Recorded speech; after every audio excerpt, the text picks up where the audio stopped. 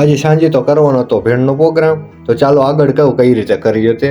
જય દ્વારકાધીશ ડેરન. આજે તો સાંજે કરવાનો હતો ભેળનો પ્રોગ્રામ, તો ભાઈ તો પહોંચી ગયા માર્કેટે. ત્યાંથી તો લઈ લીધા બટેકા, ડુંગળી ને ટમેટા. રસ્તામાં તો આવી ડેરી, તો ડેરીમાંથી લઈ લીધી છાશ ને ચટણી.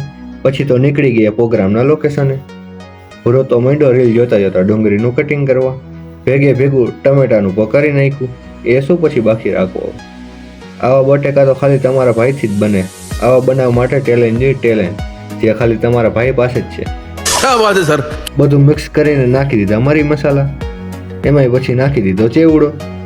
આ બની ગઈ આપની એવી સ્વાદિષ્ટ ભેળ. ખાવી હોય તો પહોંચી જાઓ.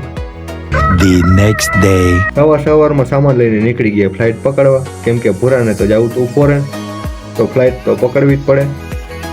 ફ્લાઇટમાં જવું હોય તો એરપોર્ટે તો પહોંચવું પડે, તો આ પહોંચી ગયા એરપોર્ટે. એરપોર્ટે તો ફ્લાઇટ આપની રાહ જોતી હતી. અચ્છા. ત્યાંથી નીકળીને સીધા પહોંચી ગયા પેટ પૂજા કરવા. ભાઈ દાળ પકવાન બનાવે એટલી વારમાં કરી ગયા લાઈક શેર ને ફોલો. દાળ પકવાની હારે ભેગા ભૂંગળા બટેકા ખાઈ લીધા. આજ માટે આટલું.